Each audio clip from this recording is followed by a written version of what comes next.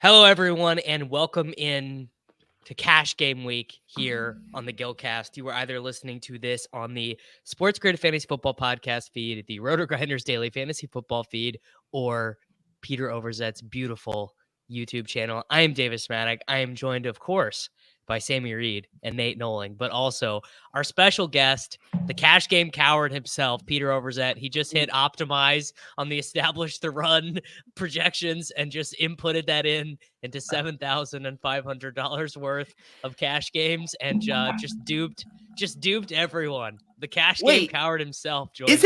Isn't that the whole bit, guys? That you don't actually have to do anything for cash games. You just run the optimal 2 minutes before lock, put it in, and just have a great day. And now we celebrate with an Amstel Light. A little bit more of a science, Pete. A little bit more. I was supposed to do more than that? Week 18. Apparently not. Week 18 is a little bit of an art. And I mean, honestly, the person who did the most artwork actually was Nathaniel Noling, running out one of the worst. This is like when your child does finger painting and brings it up to you and is like, "Are you proud of what I did?" And you have to come up with something nice to say because in the end, the result was what was assigned, but they took a very circuitous route. Yeah, and then it wins an award in kindergarten. They put it at the front of the class. They're like, "This is a masterpiece." You guys just didn't know how to adapt to the Week 18 news, and I think that's. You just got too stuck in your ways. Honestly, you got too stuck in your ways of just hitting optimize through 17 weeks, and you got to think a little bit, Davis. Oh, okay. Well, guys. These are how the scores lined up. Nathaniel Noling, Nate, and I mean, if any of you guys found him, if any of you guys were able to find Nate this week to send him an invite, 164.44 points. Pete, did you guys hear about this? We figured out that if you type in Nate's email, it'll pull up. If you do nate.noling@gmail.com, you can locate him in the search. And he's willing to dox his email for like 2 extra head-to-head invites a week. Nate's going to get an extra $5 invite every week now that we have officially doxed his email. So Nate scores 164.4 points. Nate, how owned was Kenneth Gainwell in the massive $50 double up? Were you the only person who played him? He was 6.5. Great GPP play, Nate. That was really. It was Nate and Philly Fanatic 0614 who played Kenneth Gainwell. The best part about Nate's pushback to Kenneth Gainwell is it was directly related to Pierre Strong, and he literally did the Pierre Strong game, like the exact same game, like the same. I think they both got 60 something rushing yards. Yeah. They Pierre Strong had 65 and then left to 62. Absolutely classic. Pete clicked optimize on the establishtheRun.com optimal. He scored 160.94 points. Pete, what percentage of your games do you think you were duped in? Just like from a quick eyeballing, how many of your games were you duped in? So I'll give you a frame of reference. So we had the Deposit Kingdom rake free double up. It was 300 entries. And there was a 50-person train of my lineup in just that contest, in a 300-person contest. So I haven't gone through even the screenshot I posted. I don't think it bakes in my dupe. It doesn't. It doesn't. Yeah. It doesn't. So that just goes to zero. Dude, Pete's rake back check is going to be like a supernova elite type of deal. Just like, dude, here's a metric fuck ton of your rake back, homie. Merry Christmas. So Sammy and I basically looked at that giant dupe train and we said, giant dupe train in week 18. I'd rather finish in the caboose. That's what you said. I'd rather finish. Well, I also knew I got some of the softest action ever. Like I got 9 109s this week and went 6-3 in them. So that saved me. My team was shit. I got $1,900 worth of action this week and I got $1,300 back. So thank you to the community for continuing to keep me afloat and making sure that my family doesn't go hungry. We played a 2v2, Sammy, off of it's got to be the most dupe team of the entire season. Biggest train out there. Yep. We played DJ Moore and Noah Gray over Chris Olave and what's the tight end's name? Johnny Munt. Johnny Munt. I mean, we just figured, what is the 2023 season without finishing it up by losing some money with a Kansas City? Did Noah Gray even play a snap? Noah Gray played all the snaps. Yeah, he got 4 targets. He sucks. Yeah, but it turns out he's just Noah Gray. I mean, it turns out he's Noah Gray. Yeah. Well, and by that he got promoted to the Kelsey role in the offense, which means also doing jack fuck. Yeah, that's not a compliment anymore. Okay, so obviously these were the locks in cash games. Mullins was a lock. Mason was a lock. Strong was a lock. Lamb was a lock. Jefferson was a lock. I think Zamir White was a lock. So that left wide receiver 3, tight end, and defense up for debate. Now, obviously, if you're filtering, if for whatever reason you weren't playing Pierre Strong and you went full Nate Nolan, we'll get to the artistry. That was Nate's lineup a little bit earlier. Well, I mean, Nate's lineup is just completely on crack, but I think there was definitely a case to not have Pierre Strong But be he a had lock. Tutu Atwell in there. I lost. The Tutu Atwell play. How did you get to Atwell? There were like 9 3K wide receivers. So Tutu was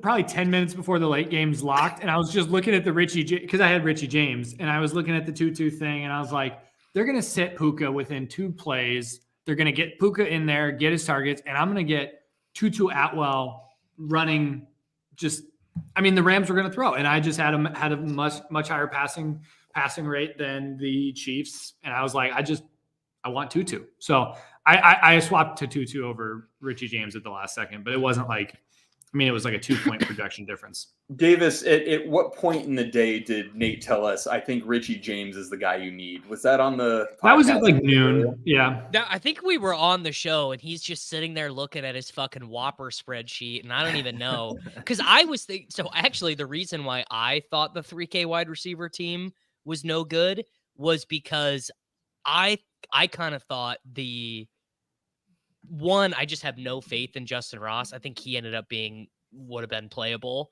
But I wanted to play Richie James, but I actually thought Richie James might not play that much on offense because he's the kick and punt returner.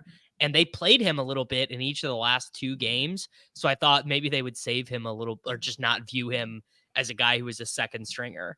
And the other 3K wide receivers were just 2 in flux, like Charlie Jones, Yoshi, David Bell, like all these guys who smashed for tournaments. I don't know. I mean, they all ended up better than Noah Gray, but I wasn't playing fucking Chris Olave in week 18 cash, dude. That's not how I was going out. DJ Moore is like the worst version of the Chris Olave play. Like, what do you mean you're not playing Chris Olave in week 18? Nate, no. Pete, have you not seen the tweets of the game logs from DJ Moore? DJ Moore was a great play. DJ Moore was a better tournament play, but this is cash game week. Yeah, DJ Moore was a great play. When we looked at the box score after Q3 of Packers Bears and saw that JF1 had 9, I repeat, 9 pass attempts. He had at the end of the third quarter, Justin Fields had completed 8 passes and taken 4 sacks. You guys are recency bias fish. If his Arizona game and Atlanta game were flipped, you guys wouldn't have even been considering. No, him. I definitely would not have played.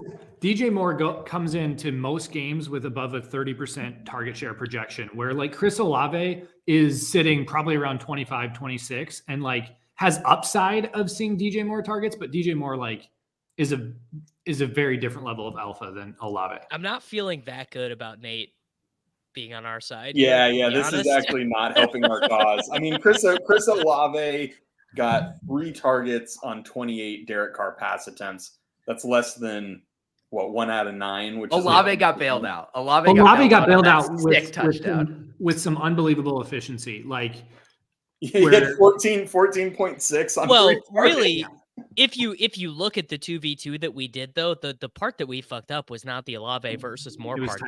That was a draw. It was that Munt was going to play on this team that was going to throw for 900 yards. And what we psyoped ourselves into thinking it was a fine fade because Josh Oliver got paid 3 years, $21 million. Like, wow. And then he caught the first pass. And it was like, yes. Yeah, send Munt to 0 immediately. Not great.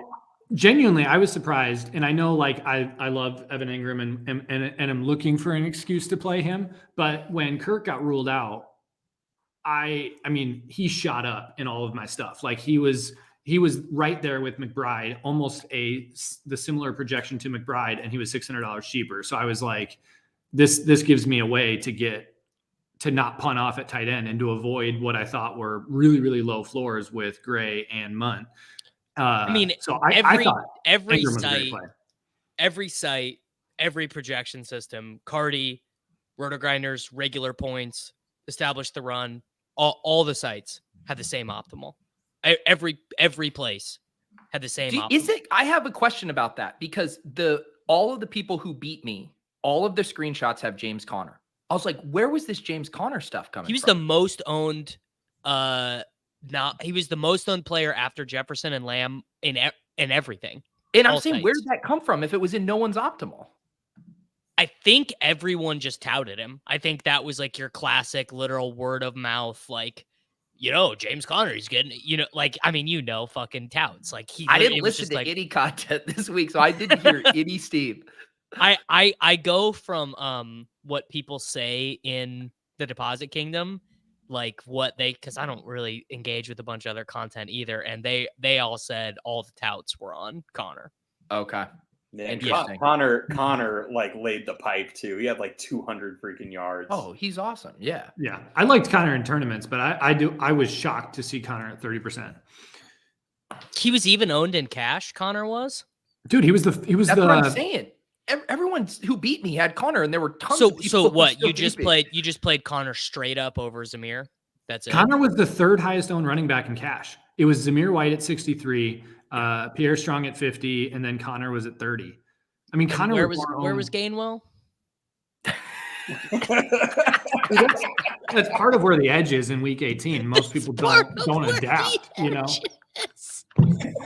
mean, I will say this. I really thought that playing a like actual good running back with who is going to get a bunch of work, and I thought that was interesting too, but I would have faded instead of Pierre Strong. I thought, I mean, as it turns out, Jordan Mason just played backup. I mean, we were lucky to get any Jordan Mason points. Yeah, that was weird.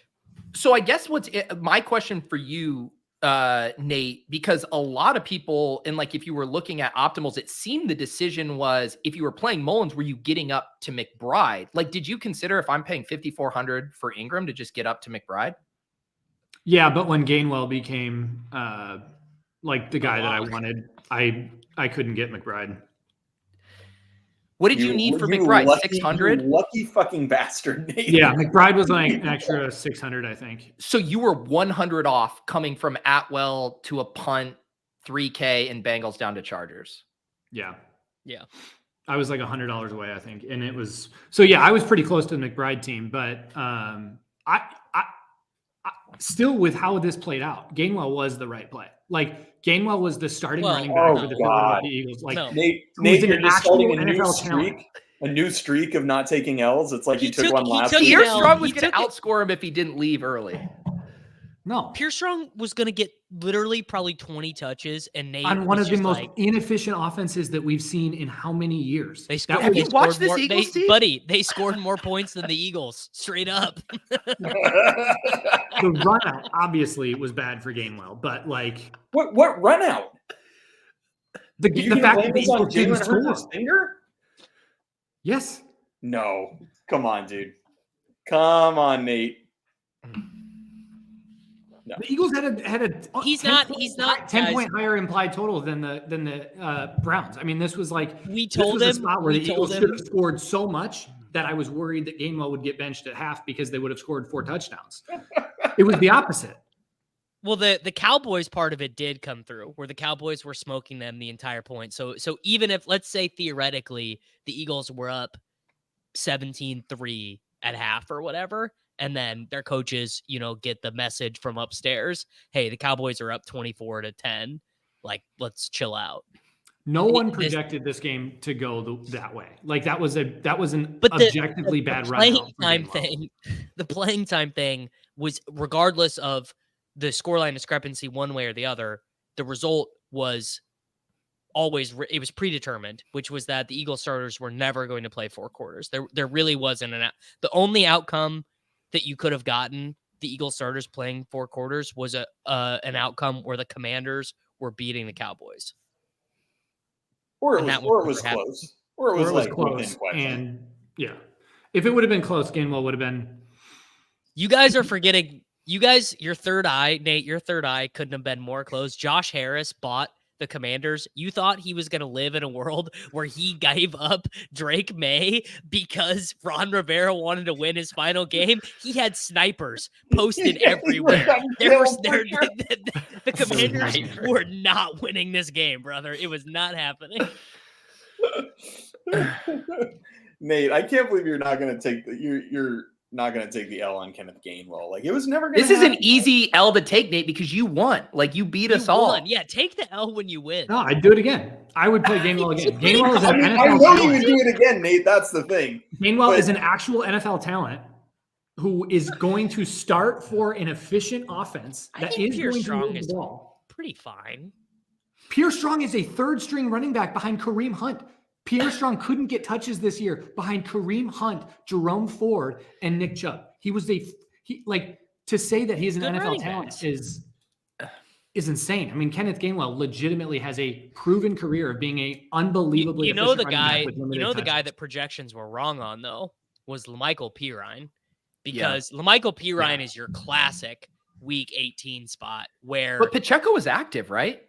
Well, yeah, they didn't call anyone up. Same thing with the Browns. It was literally the same situation as the Browns. They didn't call anyone up. I think Clyde ended up getting like 3 carries Clyde got 2 carries.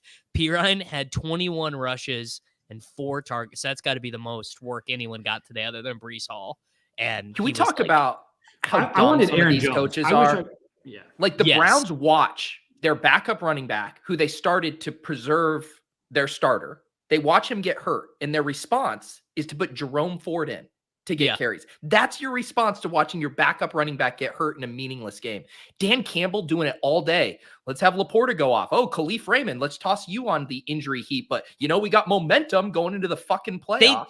They played the starters the whole way. They never took them out.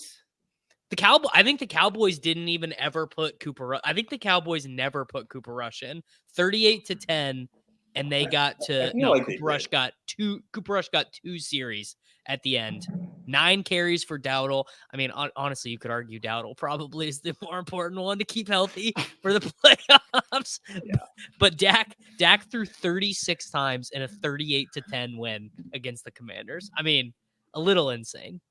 So speaking of Dak, I think one thing I was staring at like all week, right? It's like there's all this value. Is there a quarterback you can get up to so you don't have to play Nick Mullins? Like, I appreciated the Nick Mullins thesis. I got it. I ended up there, but I'm like, I really wanted to click Hurts or Dak. Like, I really wanted to. Better. Yeah, but that necessitated Christian Kirk. Where Kirk, you didn't have to think about it. Like with any 3K wide receiver, I don't care who your favorite 3K was. Mine would have ended up not getting there because it was a Chiefs guy. But it doesn't matter if your guy was David Bell. Doesn't matter if you're. Was David Bell on anyone's radar? No, I think Tillman was though. I think people did actually play Tillman. But the point being was that those lineup constructions made. I think it was actually just a straight up, almost just a 1v1 Mullins versus I think Mullins versus Olave and Dak 3K was a straight up 1v1. I was never playing anybody but Mullins. Like, even when we had Kirk, like I had my shell all completed last night. I felt real good about it. It was always Christian Kirk, because then you could go up at tight end instead. And I thought going up at tight end and getting McBride was more important than going up, because you're in the dome. You're playing the Lions. It's just like, dude, these guys suck.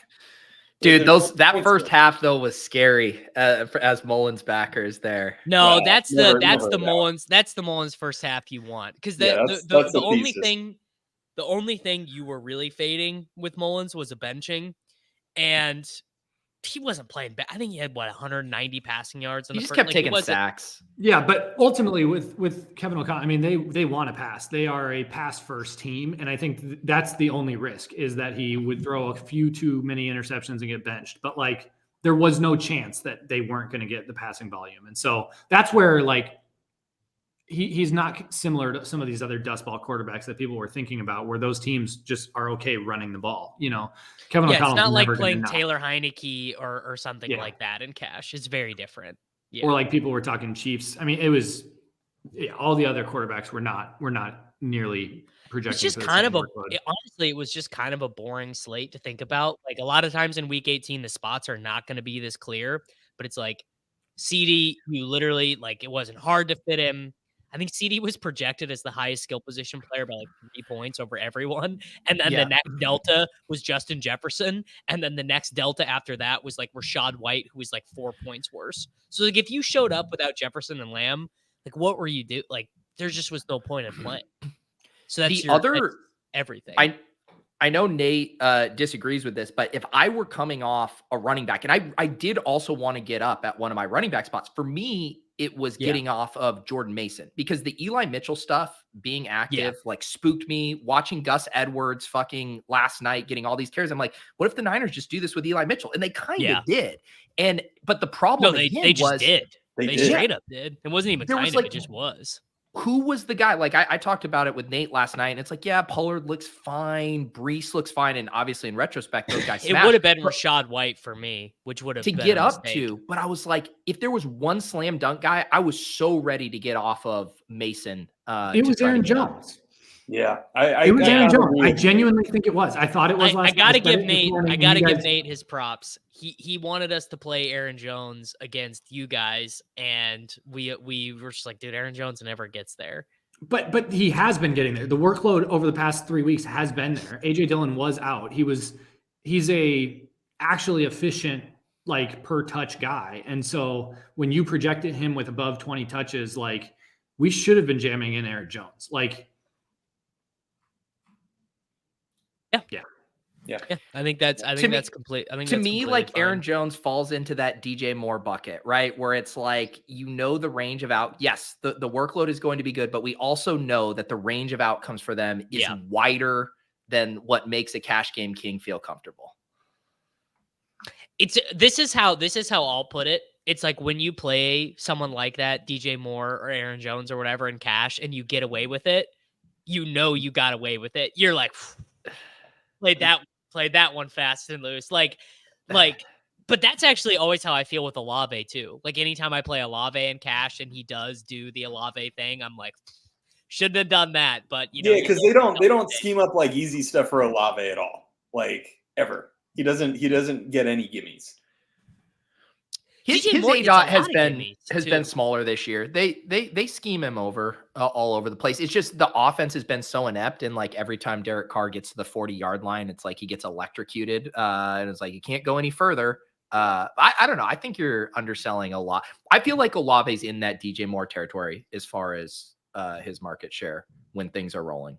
Let's hear some Whopper numbers, Nate.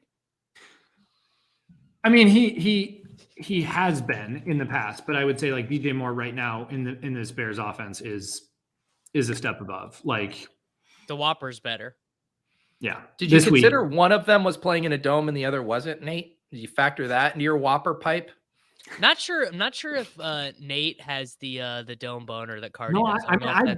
Nate's got a giant dome boner, but Nate really has been giving a lot of like player talent takes this year, which I just think is super interesting. It's true. That's actually so true. It's like the most that Nate has ever been like, this guy's good and this guy's not good ever. Yeah.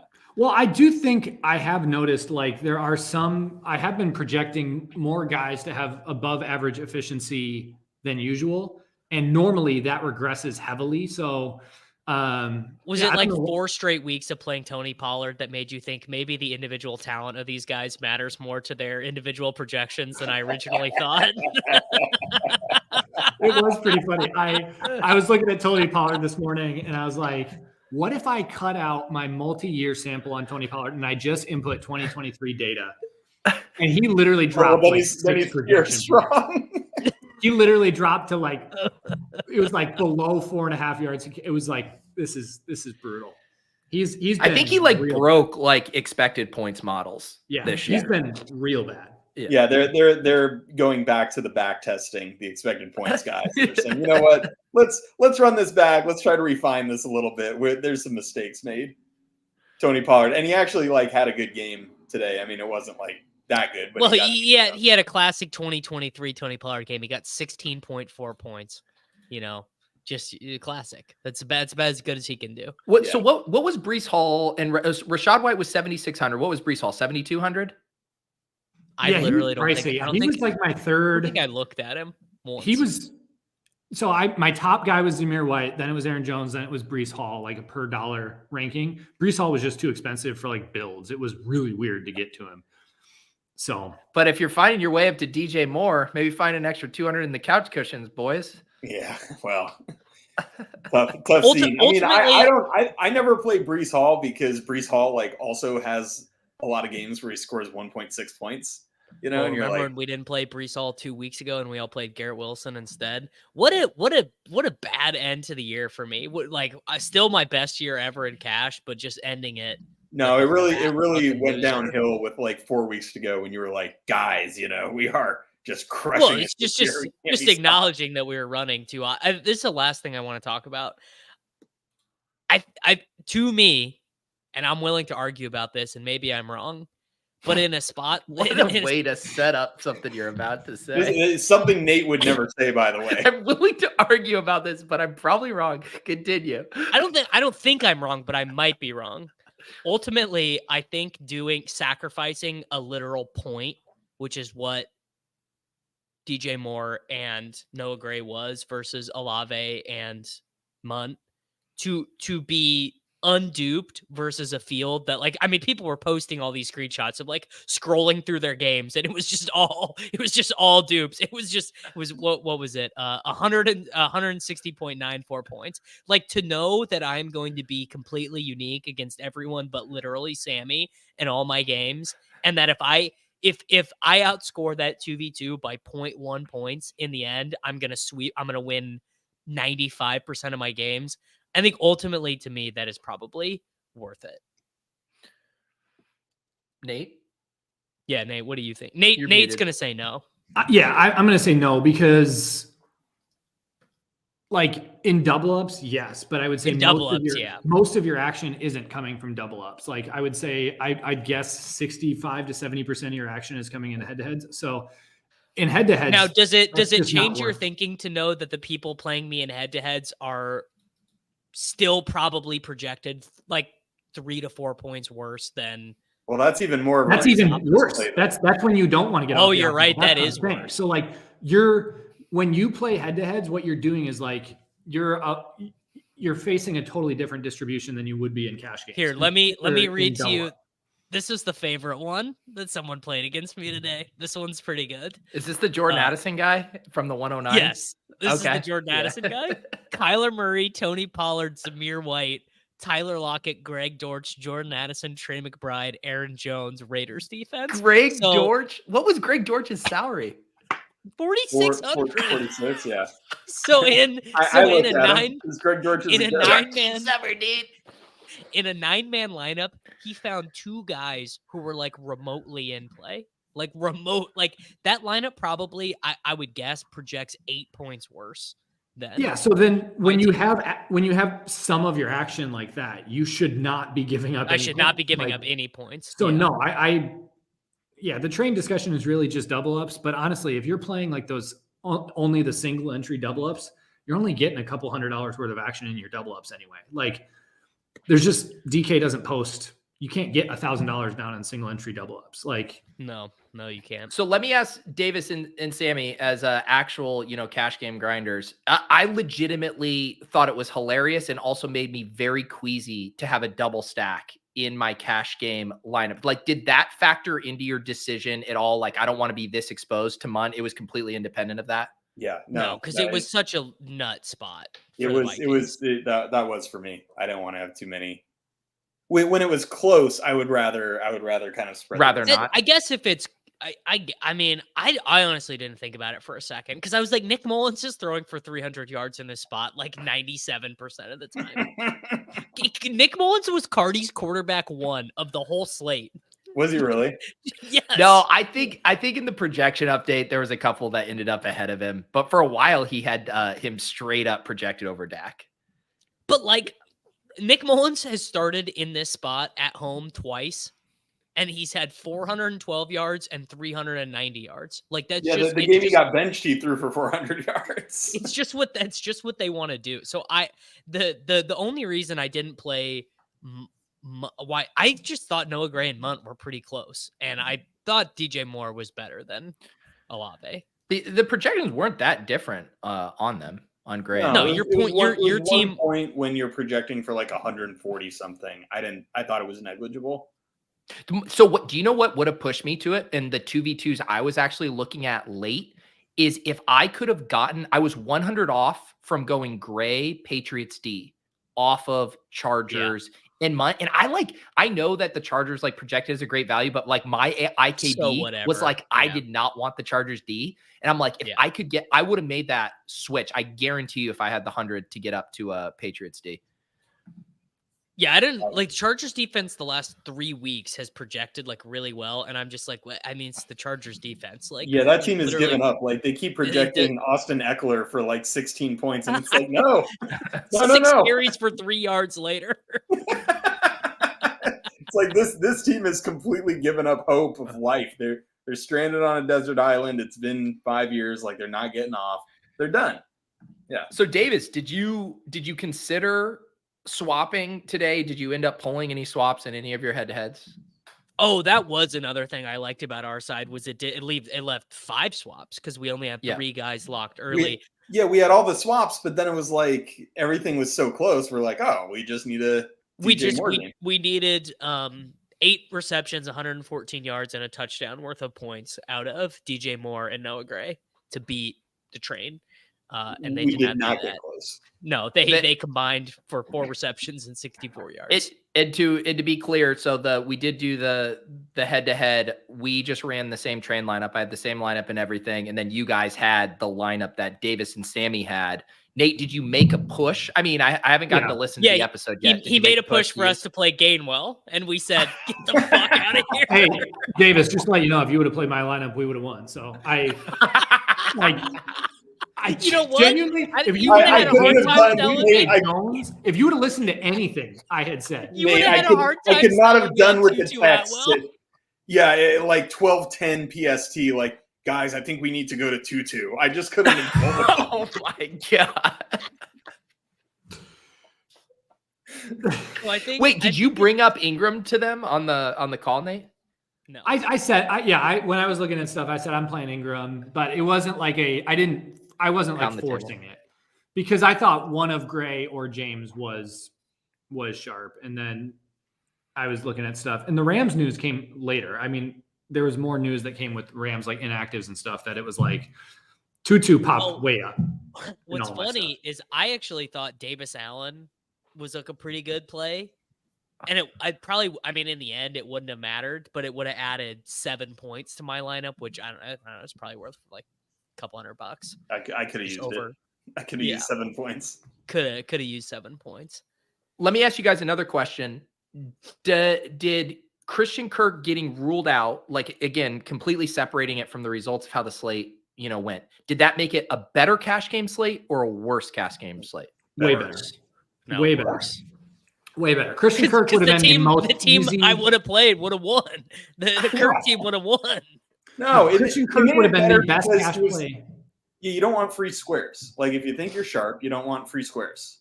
Buddy, there were 5 free squares and we fucked up the remaining ones. So I think another free square probably would have been good. I said if you think you're sharp. If Christian Kirk would have played, Davis, you would have just played the same lineup as everybody and bubbled everything. Like you. But I would have bubbled and I would have done what Pete did. I would have won. I would have beaten the idiots and got refunded versus anyone who had a clue. That's my business model. That's what cash games are all about, baby. That's literally the exercise I'm trying to do. So it would have been, what was the Kirk team was, what was it? Dak, Strong, Mason, Zamir, CD, Jefferson, Kirk, McBride, Raiders D. That was it. Yeah, I think so. Yeah. So it was getting up to McBride was the big difference. Just like literal light work, like just send it in. right. Nate would have still played Gainwell somehow and dusted us all. Well, he would have won. Well, joke's on us. He would have won because he would have played Gainwell. He would have played Gainwell over Strong, and he would have played Ingram over McBride, and it would have been a shipper, dude. That's right. Sometimes you just can't keep getting away with this meme. I mean, Jesus. Gainwell getting you to McBride only because you didn't have enough money for McBride, Nate. You can't take a W on this one. He will, though. I on the Gainwell thing specifically, I think Gainwell ran bad to only get 6 here. Gainwell should have had 7 carries, 1 target, dude. Ran super bad to get 6 points. Tough, he Nate, literally only played a half of the game. Which is that was part of the risk. We told you he was only going to play a half. For an entire different reason. Because even if he plays, the offense was going to be so efficient that they were going to put up so many points that he would have been involved in so much offensive production that he would have sat. That's a totally different outcome. No. He would have gotten scavenged at the goal line by Jalen Hurts, just like DeAndre Swift does. Like, it would have been the same shit. Like, he was never getting there. Ever. There's really no reality where Kenneth Gainwell has Kenneth Gainwell ever gotten there in a singular NFL game? Like, it's like gotta be no. No, do you remember when they trotted him out as their bell cow back in week 1? And everyone's like, sucked. oh shit. Kenneth Gainwell's like Terrace Marshall. Everyone gets excited about him in the summer every year, and then he does nothing. What if Kenneth Gainwell's the guy that you need this year in 2023? Like, no. Kenneth Gainwell, he's been in 50 career games. His career high in scrimmage yards is 78. He's got 0 multi-TD games. Nate had him projected for 87. Yeah, 0 for sure. 0 multi-TD games in his career. Yeah, I mean, I don't know what you. Dude, the dude is a third string running back who can't get touches over Boston Scott and DeAndre Swift. I don't know what you want me to say. Nate could win me over if he strong, Nate. If you wanted to do the Gainwell pivot off of Mason with Mitchell in, I think you could have won me over. But I could have gotten on board with fading Mason. Yeah. The report, did you see the report, Nate, on Strong before the game where they listed off, I forget the name of the Browns beat reporter, but that like Strong was going to be part of their cohort of starters who were active. Sorry, Jerome Ford, that was active but not going to play. Did you see that report? Yeah, Sammy mentioned it to me, and that he was warming up with the starters. That did like swing things a little bit to me. But the Gainwell thing, I felt so sure. I mean, Gainwell literally started. He's the starting running back for the Eagles, and the Eagles had to score to stay. Yeah, Puka started too, bud. You guys.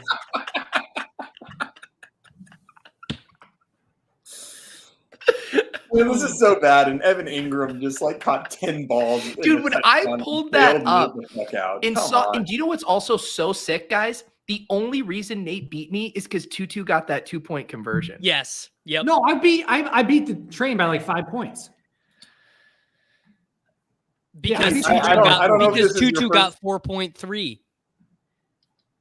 Dude, it was that. I'm pretty sure if you take away that 2-point conversion, you lose by 0.4. You lose by 0.4 if Tutu does not catch the. I'm literally. I had almost literally 161. looking at it. No, you beat the train because Tutu fucking Atwell caught a fourth quarter 2-point conversion from fucking Carson Wentz. I had 164.4. The train had 160.94. So do the math. Subtract 4. Can you stop calling it the train and call it Pete's lineup? Okay.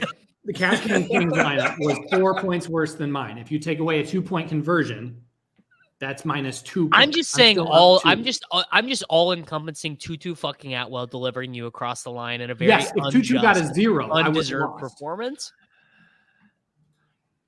Pete, I don't know if this is he literally was out there for every play on one of the most pass-heavy teams in the.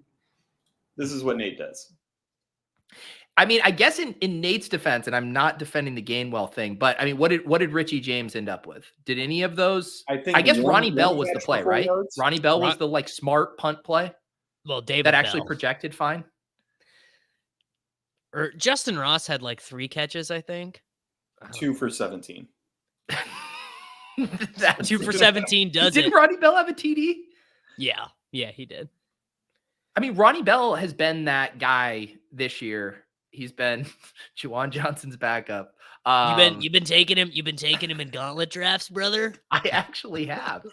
I've been the guy galaxy braining Jordan Mason and Ronnie Bell because I'm like, why? I'm not going to take Juwan Johnson and Eli Mitchell in every fucking draft. I think I do legitimately take one of Juwan Jennings and Eli Mitchell in every gauntlet draft. Yeah. All right. Well, so how did it be? I mean, I listen to the gillcast, but like when I'm not plugged into the matrix, I don't like. How did this slate compare to other? Like, if right before lock, would you have been like, I'm excited about this slate relative to the rest of this year? Less excited. I was excited. I thought I was going to win. Me too. I thought DJ Moore was going to deliver. I thought DJ Moore was like legit the blade. Yeah. Instead, Johnny Munt gave us the blade. Well, and when Olave only had 14, I think like if you say Olave gets 14, you just tell me that. I'm like, oh, we win. Easy. Yeah. Yeah. But I mean, it's just this is the life of a cash game grinder, Pete. All these slates kind of flow together. You don't get too high, you don't get too low. You just grind on. Let me ask you guys a question. And I know Nate's answer. But if you guys didn't do this podcast, would you still grind cash games? I'm retiring tomorrow. If they say if this was not like one of the most popular things that I did, no. But people like it, so it's fine. And I like it's fun, but it doesn't. I'm not playing $10,000 a slate, so the money just is like not that material. Like I can win all year and make like $8,000, because the edges are just not that big. Nate, you'd be playing this. There was no content. You were just in the darkness of your own home. You're still grinding this. That's right. Probably. I mean, I do think there is something to like when you figure it out. I think tournaments, even if you do well in tournaments, it's hard to like take responsibility. Like there's so much variance that went your way. And it's like where in cash games, when you play like 17 weeks versus the same people every week and you just like crush them week after week, it does feel different. I don't know. Like it's a game of skill where it's like tournaments, you lose, and then you have one big day, which covers you for 5 years. And it's like, I don't know. It does feel different. Still waiting to be covered for this year. Right. Still waiting. My year in tournaments, thank God for cash games, because it is not paid for itself. I'll tell you that much. Yeah, 100%. I do have a tournament lineup that I want to share. Yeah, do your tournament stuff. I obviously abstained, but you guys should do it. Yeah, Davis, did you play? Yeah, I did. I only liked 2 quarterbacks this week. I kind of had a hard time in tournaments. I played Fields in the red zone, and I played Dak in the other red zone. The Fields lineup obviously was garbage. This was my this was in the $33. This was a Dak team. I played Dak with CD and Jake Ferguson. No bring back. The running backs I used were Jamal Williams, hilarious. Got the 1-yard touchdown at the end. Shout out Jameis Winston. I did play Pierre Strong. I did play Jordan Mason. Jordan Mason in tournaments feels terrible. Not only in retrospect, but just should have thought more deeply before about the range. Like, just was not good, not smart, just not good. Just really not a good way to proceed. Yeah, back tested through the Sims, and they'll throw this line. What was he owned in tournaments? Did you say? I mean, he was really owned. Let's see. I just have the lineup page pulled up. What was Mullins in like the Spire or the red zone? Let me see. Jordan Mason was 22% owned, so not as bad as it could have been, but still not good. Nick Mullins was 19% owned, and Justin Jefferson was 36% owned. So, and what was Lamb? Small. Lamb was 40% owned, so kind of hard to win if you don't have the 2 guys who combined for 80. Dude, this ended up being such a good week for me to be a cat because I know my Galaxy brain ass would have been fading Jefferson and CeeDee Lamb. Got to get in AJ Brown, man. Leverage. Yeah. Whoa, easy, buddy. You're it's a little fresh. The wound is a little. Did I spoil your tournament team here? Oh, buddy. Let's go. And Davis, you done here? Because I the only cool thing I did on this team was that I played Wandale, who's just like a fucking baller. Yeah. And Calvin Ridley. But yeah, little min cash action for your boy. No good. Ooh, congrats. Obviously. All right. Let's Sammy. Let's go. I only played one tournament lineup this week. I felt very confident that I was going to bank the last slate of the year through this one in the Spy. And I did a Philadelphia double. Jalen Hurts. With Gainwell, dude? No, 100% not. No. I wanted to get leverage off the Gainwell fish. I went Hurts. Gainwell Steve, that was coming from the gillcast group chat. the Hurts, AJ Brown, Dallas Goedert double. Dallas Goedert 1 for 4 yards. Snowflake, AJ Brown 1 for 9 yards and a fumble lost, and a dust knee. Snowflake, Jalen Hurts 1.6 points. Snowflake. I did bring it back in this lineup, something I've been doing less and less this year. Not with Wandale Goat, but with Darius Slayton, the only man who got a fire emoji in this lineup. Is that 3 straight weeks for Darius Slayton, by the way? Yeah. What a heater. He's goated. And of course, the Giants will threaten to cut him over the offseason. He'll come into the season as their wide receiver 5, and he'll end up leading them in receiving yet again next year. That's how he does it. Okay, so at running back, I played Tony Pollard and Zamir White. Oh, you can't be helped, dude. Well, yeah, tough. I was already contrarian elsewhere.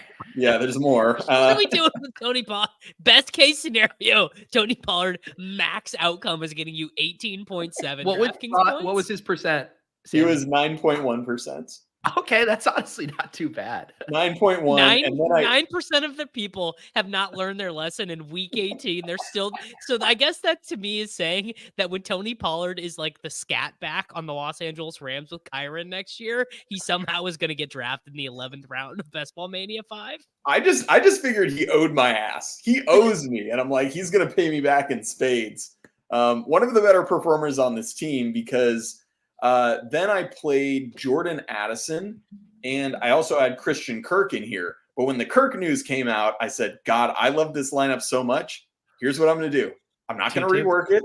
I'm just going to take out Christian Kirk, and I'm going to put in Khalif Raymond because Khalif Raymond's about to ball. And then I'll have the Addison Khalif Raymond mini, just all the leverage. And Khalif Raymond did get 2 for 50 before leaving with an injury.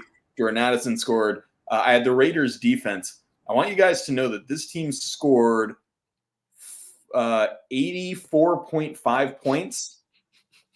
And out of 2,222, it got 21-19. I almost got dead fucking last in the tournament. That's how you play GPPs, man. What was the old sim ROI on that one? I wonder.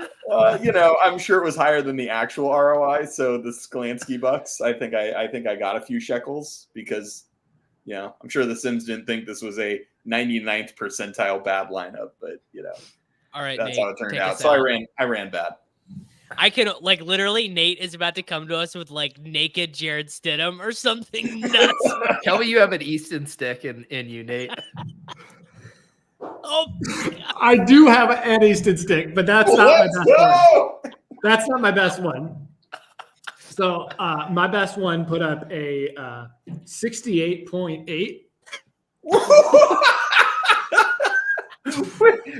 Wow. Wait for it. I also went the Jalen Hurts double. But I'm unlike Sammy, I'm not a fish. And so I did a double with Dallas Goedert and Kenneth Gainwell. So say the line, Nate. Say the line. So Jalen Hurts, Kenneth Gainwell, Mason, DJ Moore, Jamar Chase, DeAndre Hopkins, Dallas Goedert, P. Ryan, and Rams. So I did go with the LaMichael P. Ryan, felt sharp, but did he score the most points in your lineup? This was an abomination of a lineup. I mean, it was so many snowflakes. Where did it finish? 68 points. 1123 out of 1133. I'm guessing 10 people didn't submit a lineup. What contest was that? That was in the 50K red zone. Yeah, 10 people just held their place and forgot to put something in. That's incredible. How many people ran the train in the red zone and the spy? Because Leone said a couple people had that in the dome. Yes, like a lot of people. Like I'm looking at it. I'm looking just at These people can't be helped. No, I'm just clicking around and stuff right now. Yeah, these people are fish. What you got to do is get some Gainwell and Jalen Hurts in your lineups, and then that's how you win these things. Well, Jalen Hurts has just been checking down to his running backs at an absurd clip this year, so it's kind of like what he's known for. Yeah. It's sort of just like bringing the running backs into the passing game. It's sort of like Derek Carr and Hurts are sort of like the check down case. Yeah, it's not like Kenneth Gainwell got, I don't know, 7 targets over the past 2 weeks on a total of like 30 snaps. No, Nate, this is great because they get down to the 1 yard line and Nate's like, can Jalen Hurts and Kenneth Gainwell score on the same play? Is that possible? Yeah. Spoiler, it's not, Nate. Okay. All right. That's probably hold on. enough. I want to do like a side bet of which of these teams the Sims like the most. It can't be mine. I IKB'd Kenneth Gainwell. There's no way the Sims would have approved of that. Oh well. What do you? Because I literally have not played GPPs for week 18. How many years have we now been doing this? Like 4 years or something. Like week 18 is not actually like a good GPP slate. It's like right, like. No, just, like, you're way just too much you're fucking just, shit going on. You're just clicking around. Yeah, you just are you like can justify so much shit. Yeah, like did I get David Bell or Ronnie? But did my 3K guy go for 27 or did he not? Like it's and because also the chalk is so clear. Like the best not because only half the expensive guys will even be playing.